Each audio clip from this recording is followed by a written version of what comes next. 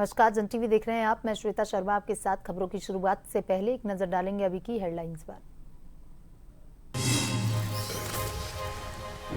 CM Dhami ने की बद्रीनाथ केदारनाथ मंदिर समिति के अध्यक्ष और उपाध्यक्ष पदों की घोषणा। कांग्रेस का आरोप, चारधाम यात्रा से ही पहले होना था ऐलान।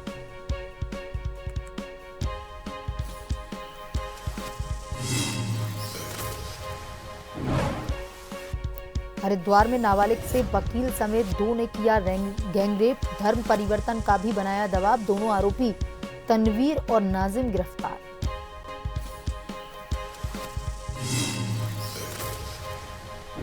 नीलापानी क्षेत्र की दुर्गम चोटी पर एसडीआरएफ टीम का सफल आरोहण। 6054 मीटर ऊंची चोटी को किया फतेह। दिखा साहस, अनुशासन और समर्पण।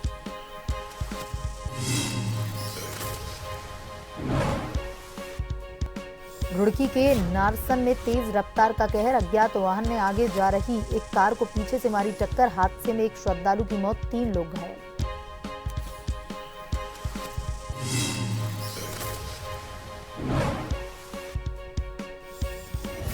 राजधानी देहरादून में बदला मौसम का मिजाज। तेज हवाओं के साथ बरसे बदरा। सोमवार को भी प्रदेश भर में तेज बारिश, अंधड़ और आसमानी बिजली गिरने का अलर्ट।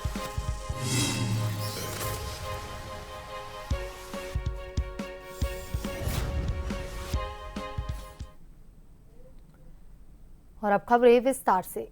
कांग्रेस नेता हरीश रावत ने देहरादून में मीडिया से बात करते हुए कहा कि कश्मीरी पंडितों की हत्या की गई और वे पलायन कर गए। उस समय सत्ता में बैठे लोगों को जिम्मेदारी लेनी चाहिए। देखिए, जिस बातचीत के को लेकर के कुछ स्लिप ऑफ टंग जैसी स्थिति दिखाई देती है, लेकिन इसके बावजूद भी किसी के भी कार्यकाल में यदि नरसंहार हो रहा है और जिस तरीके से कश्मीर में उस समय कश्मीरी पंडितों की हत्याएं हुई और उन्होंने वहां से पलायन प्रारंभ किया, वो चिंतनीय विषय है, अत्यधिक चिंतनीय है। और किसी भी का कार्यकाल रहा हो, उनको जिम्मेदारी स्वीकारनी चाहिए। मगर ये भी तथ्य है कि उस समय जम्मू कश्मीर के गवर्नर श्री जगमोहन थे, उनके हाथ में बागडोर थी और केंद्र में मुफ्ती मोहम्मद सईद गृहमंत्री थे, वीपी सिंह प्रधानमंत्री थे, भाजपा सपोर्टेड गवर्नमेंट थी। मुख्यमंत्री धन सिंह रावत रुड़की पहुंचे, जहां उन्होंने जिले के सहकारी सभी बैंक प्रबंधकों और सहकारिता विभाग के अधिकारियों की बैठक ली। वहीं बैठक के दौरान मंत्री धन सिंह रावत ने कहा कि सहकारिता के क्षेत्र में उत्तराखंड लगातार आगे बढ़ रहा है। सहकारी बैंकों को और अधिक हाईटेक बनाया जा रहा है। मंत्री धन सिंह रावत ने कहा कि पूरे प्रदेश में 1100 प्रोग्राम सहकारी समिति और बैंकों में करने जा रहे हैं। साथ ही 10 से कोऑपरेटिव मेले भी लगाए जाएंगे, जिससे किसानों को काफी लाभ मिलेगा और जल्द ही हर ग्राम सभा में समितियों का गठन किया जा रहा है। उन्होंने कहा कि विभाग का लक्ष्य अगले 2 से 3 महीने में 100% समितियां बना दी जाएंगी।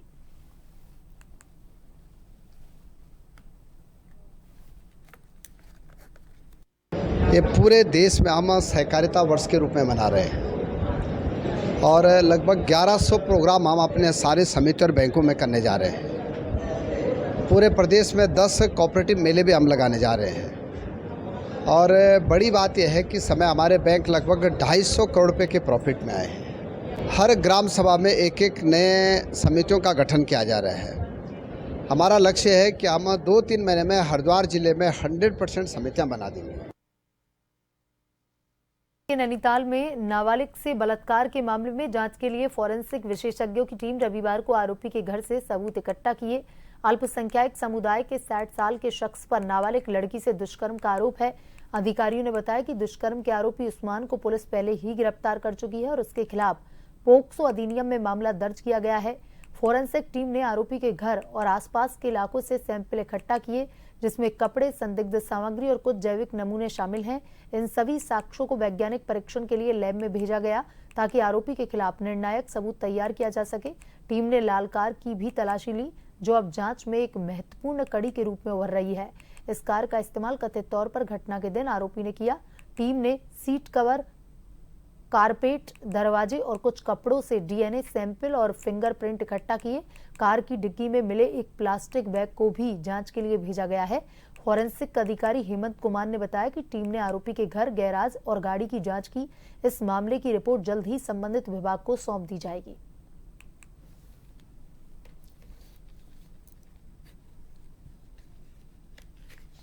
स्पेशल से फॉरेंसिक की एक्सपर्ट की टीम को बुलाया गया था और पॉक्सो एक्ट से रिलेटेड कुछ केस बताया गया है। और अभी इस केस में हमें जो सस्पेक्टेड एरिया है, घटना स्थल, गैराज बताया गया है, कुछ गाड़ी की बताई गई है। तो अभी हमने एक गैराज का इंस्पेक्शन कर लिया है और एक गाड़ी का कर लिया है। शायद संभव से एक या दो गाड़ी और बताई गई है, उनका इंस्पेक्शन और करना बाकी रह गया। इंस्पेक्शन करने के बाद में जो भी एविडेंस हम कलेक्ट कर रहे हैं वो लैब भेज जाएंगे, वहां से रिपोर्ट जनरेट होगी। नगर के लोगों को पेयजल समस्या से निजात मिलती नजर नहीं आ रही है। जल निगम के अधिशासी अभियंता बीके पाल ने जानकारी देते हुए बताया कि योजना की डीपीआर 2 बार तकनीकी खामी के चलते रिजेक्ट हो चुकी है। तीसरी बार डीपीआर बनाकर डिवीजन कार्यालय हल्द्वानी भेजी गई है। डीपीआर पास होने पर जल निगम मुख्यालय देहरादून जाएगी। बीके पाल ने बताया, अगर सब कुछ ठीक रहा और योजना को मंजूरी मिलती है तो फिर भी कम से कम सरयू लिफ्ट पेयजल योजना के निर्माण में 5 वर्ष का समय लग सकता है।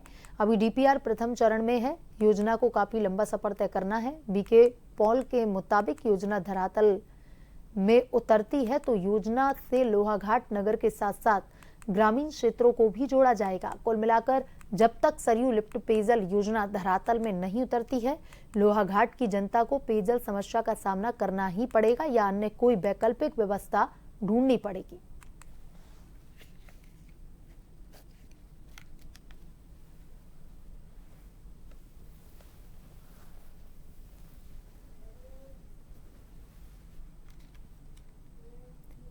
रुड़की की मंगलोर कोतवाली क्षेत्र के नारसन में तेज रफ्तार किसी अज्ञात वाहन ने आगे जा रही एक कार को पीछे से टक्कर मार दी।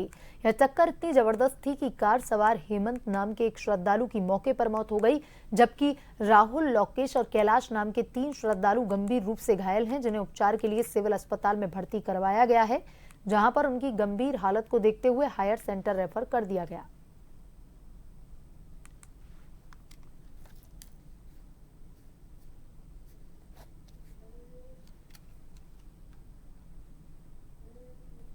हरिद्वार में गांव के सूखे तालाब फिर से जिंदा होंगे, ऐसा अंदाजा अब लगाया जा रहा है, क्योंकि एक बार फिर से सरकारी सिस्टम एक्शन मोड पर आ गया है। दरअसल सीडीओ आकांक्षा ने कड़ा संदेश दिया है, काम में कोताही नहीं चलेगी। सरकारी आदेश के मुताबिक हर विभाग को 10-10 तालाबों की जिम्मेदारी दी गई है। सफाई, मरम्मत और जलभराव की तैयारी पूरे जोरों पर है।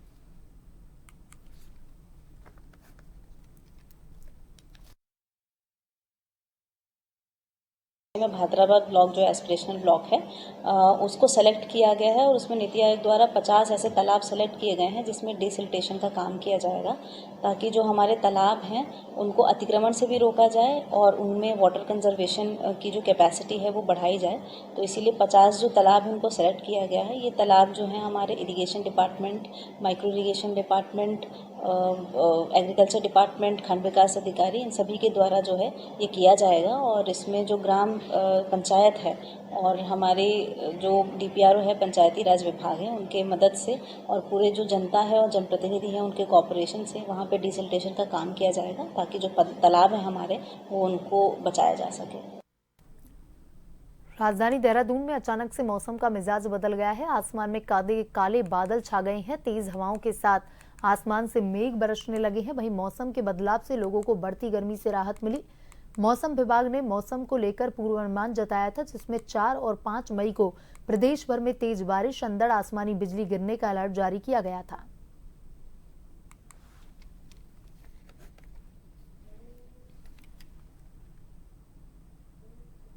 उत्तराखंड के चमोली जिले में स्थित बद्रीनाथ धाम के कपाट खुल गए। पहले ही दिन हजारों श्रद्धालु दर्शन के लिए पहुंचे।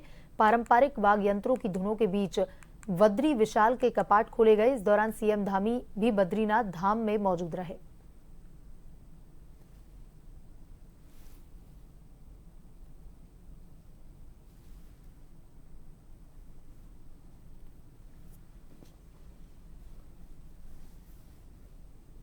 आज बद्रीनाथ धाम के कपाट खुलते ही चारों धामों के कपाट खुल गए हैं और चार धाम यात्रा विधिवत रूप से प्रारंभ हो गई है। मैं सभी तीर्थयात्रियों के मंगल के लिए उनकी मनोकामना भगवान पूर्ण करें। भगवान बद्री विशाल से हमारे सभी धामों से प्रार्थना करता हूं कि भगवान उनकी यात्रा को निर्बाध रूप से बिना किसी परेशानी के, बिना किसी बाधा के संपन्न करें। और पिछले सालों में जो बद्रीनाथ का मास्टर प्लान आदरणीय प्रधानमंत्री श्री नरेंद्र मोदी जी के नेतृत्व में यहाँ पर उस पर काम प्रारंभ हुआ है। बहुत तेजी से काम चल रहा है। आने वाले समय में बद्रीनाथ धाम हमारा जो है भव्य और दिव्य और बनेगा, एक नए स्वरूप का आकार लेगा। इसके साथ ही केदारनाथ जी में मास्टर प्लान नवनिर्माण पुनर्निर्माण, जो आपदा के बाद वहाँ का पूरा परिसर क्षतिग्रस्त हो गया था, वह भी 2000 करोड़ रुपए की धनराशि से बन रहा है। वहाँ आस्था पथ बन रहा है, तीर्थ पुरोहितों के आवास बन रहे हैं, ध्यान गुफा बन रही है। देर शाम बद्रीनाथ केदारनाथ मंदिर समिति के अध्यक्ष और उपाध्यक्ष पदों के लिए सीएम पुष्कर सिंह धामी ने नाम घोषित किए, जिसमें अध्यक्ष के तौर पर हेमंत द्विवेदी का नाम जबकि 2 अन्य उपाध्यक्ष भी घोषित किए। अपनी नियुक्ति को लेकर बीकेटीसी के नवनियुक्त अध्यक्ष ने सीएम पुष्कर सिंह धामी को धन्यवाद दिया और वरिष्ठ पदाधिकारियों का आभार व्यक्त किया। साथ ही भरोसा दिलाया कि बीकेटीसी की अहम जिम्मेदारी जो उन्हें मिली वह उस पर पूरी निष्ठा के साथ कार्य करेंगे। इसके साथ ही पर्यटन मंत्री सतपाल महाराज ने भी उनको बधाई देते हुए कहा कि बीकेटीसी के अध्यक्ष और उपाध्यक्ष घोषित करने के बाद जो अहम जिम्मेदारियां हैं उसको पूरा किया जाएगा और बद्रीनाथ केदारनाथ मंदिर समिति को बेहतर रूप से सुचारू रखने में मदद मिलेगी।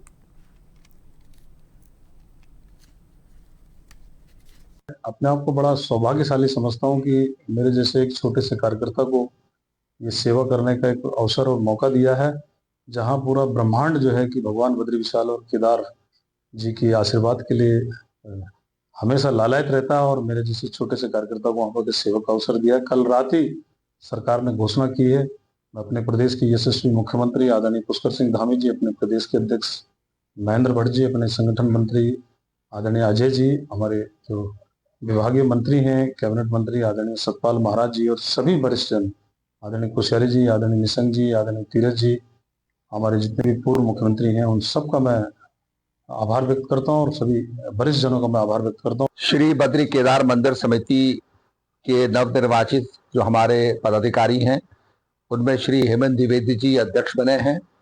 मैं अपनी तरफ से और राज्य की तरफ से उन्हें बहुत बहुत बधाई देता हूं। श्री विजय कपरवाण जी उपाध्यक्ष बने हैं और श्री ऋषि प्रसाद सती जी उपाध्यक्ष बने हैं। इस समय हमने ये देखा कि काफी रश रहता है और हमारे जो चारों मंदिर हैं, केदारनाथ, बद्रीनाथ, हेमकुंड साहब, गंगोत्री, और इन सभी मंदिरों के अंदर काफी निर्देशन की जरूरत रहती है। तो इनको देखते हुए हमने 2 नए उपाध्यक्ष दिए हैं। वक्त तो चला है छोटे से ब्रेक का। ब्रेक के बाद वापस खबरों की तरफ रुख करेंगे।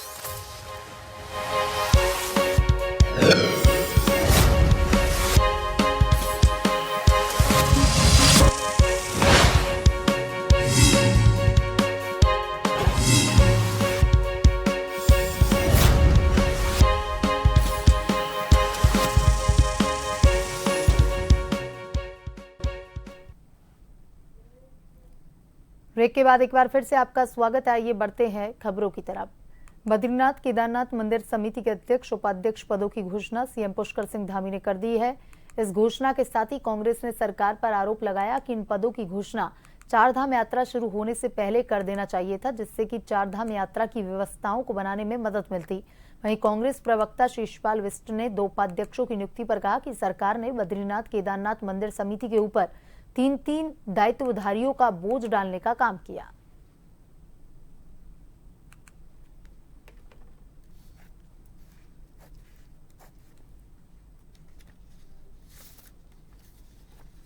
बद्रीनाथ केदारनाथ मंदिर समिति को अध्यक्ष मिला, लेकिन बहुत देरी से मिला, क्योंकि कपाट खुलने से पहले अगर बद्रीनाथ केदारनाथ मंदिर समिति में अध्यक्ष होते तो निश्चित तौर पर व्यवस्थाएं सुधारने में मदद मिलती। और अब जब अध्यक्ष मिले हैं तो 2 उपाध्यक्ष साथ में मिले हैं।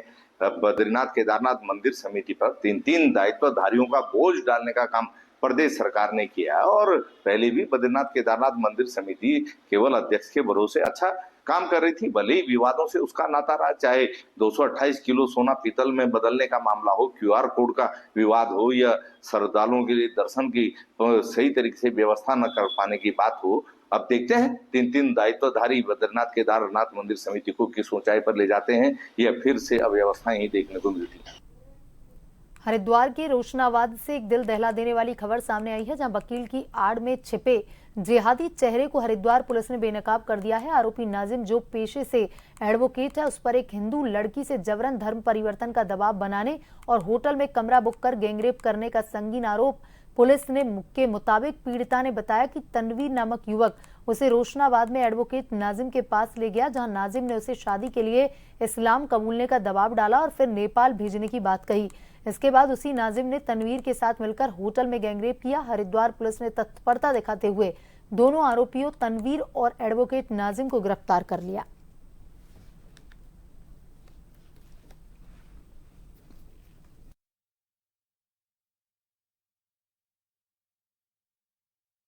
लगभग 8 साल से फंसाकर उसका साथ दुराचार कर रहा था।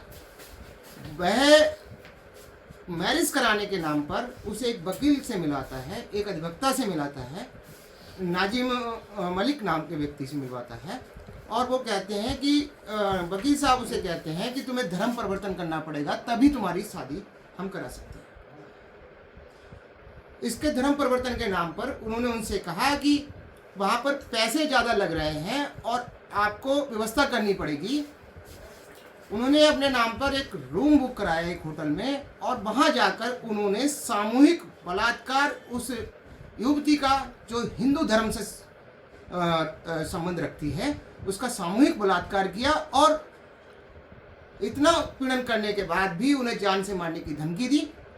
इसमें वर्तमान में बहादुराबाद थाने में इसमें मुकदमा पंजीकृत हुआ है, और मुकदमा पंजीकृत होने के बाद दोनों अभियुक्तों को पुलिस ने कारागार में भेज दिया है। 1 मई को बहादुराबाद कोतवाली क्षेत्र में एक व्यक्ति द्वारा थाने में आके यह बताया गया कि उसकी पुत्री घर से लापता चल रही है। पुलिस, क्योंकि मामले की गंभीरता को देखते हुए तत्काल पुलिस ने, बच्ची का एक मामला होते हुए पुलिस ने तत्काल जितने भी वेयर अबाउट्स हैं उनको चेक किया, और जिन भी लोगों के संपर्क में ये लड़की रही थी उनकी गहनता से पूछताछ की गई। तो ये बात प्रकाश में आई कि यह बच्ची एक तनवीर नामक युवक के संपर्क में थी, और वो इसके साथ शादी करने को झांसे को दिलाते हुए वो इसको यहाँ से भगा के नेपाल जाने के फिराक में था। इसमें इसकी मदद एक वकील नाजिम कर रहा था, और उसके द्वारा ही धर्म परिवर्तन की भी बात प्रकाश में आई। तो पुलिस ने तत्काल जितने भी रिसोर्सेज को यूज़ करते हुए या लड़की को बस स्टैंड के पास से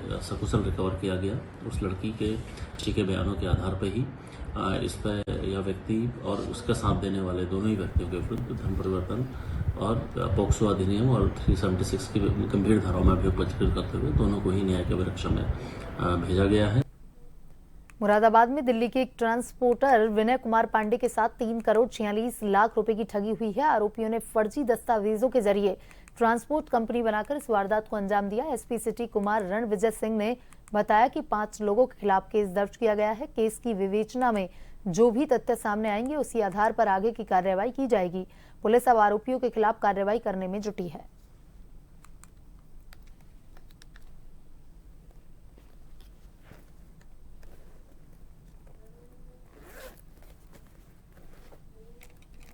मुरादाबाद के ठाकुरद्वारा में रिश्तों का कत्ल करने वाला सनसनीखेज मामला कोतवाली क्षेत्र के ग्राम फरीदनगर में सामने आया, जहां एक बहू पर सास को चाय में जहर दिए जाने का आरोप है। गांव निवासी बुजुर्ग महिला गीता देवी का आरोप है कि उन्हें उनके बेटे भूपेंद्र की पत्नी अमन ने चाय में जहर देकर मारने का प्रयास किया। गीता देवी के मुताबिक बहू द्वारा दी गई चाय को पीने के बाद जैसे ही उनकी हालत बिगड़ी, उन्होंने तुरंत चाय को फेंका, लेकिन तब तक वह जहरीली चाय का कुछ मात्रा में सेवन कर चुकी थी, जिसके बाद हालत बिगड़ने पर गीता देवी को नगर के एक प्राइवेट अस्पताल में भर्ती करवाया गया, जहां समय रहते उनको उपचार मिल गया, जिससे उनकी जान बच गई। वहीं मामले की जानकारी मिलने पर पुलिस ने आरोपी बहू व बेटे को हिरासत में लेकर मामले की जांच शुरू कर दी है।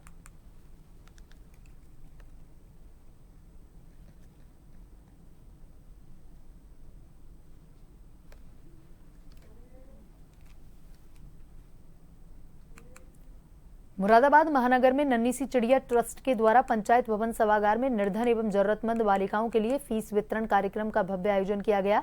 इस पहल का उद्देश्य समाज की आर्थिक रूप से कमजोर बालिकाओं को शिक्षा की मुख्य धारा से जोड़ना और उन्हें एक उज्जवल भविष्य की ओर अग्रसर करना बताया गया। इस अवसर पर 200 बालिकाओं को फीस प्रदान की गई, जिससे वह आगे की पढ़ाई जारी रख सकें।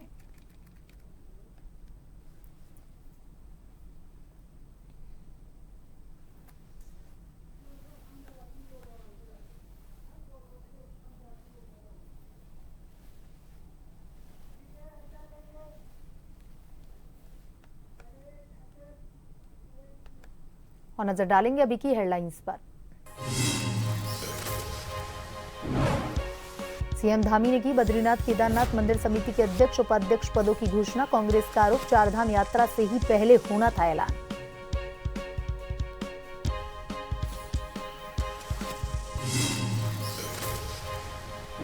हरिद्वार में नाबालिग से वकील समेत 2 ने किया गैंगरेप, धर्म परिवर्तन का भी बनाया दबाव। दोनों आरोपी तनवीर और नाजिम गिरफ्तार।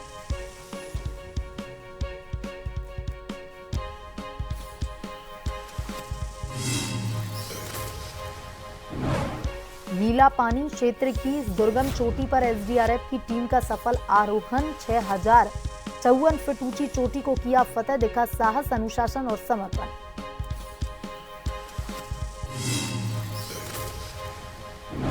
रुड़की के नारसन में तेज रफ्तार का कहर, अज्ञात वाहन ने आगे जा रही एक कार को पीछे से मारी टक्कर। हादसे में एक श्रद्धालु की मौत, 3 लोग घायल।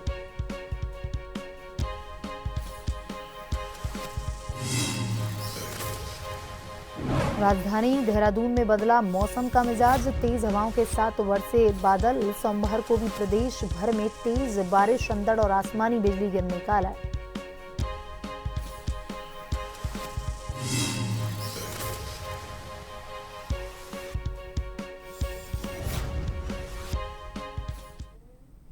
बुलेटिन में अभी तक के लिए इतना ही। बने रहिए जन टीवी के साथ। नमस्कार।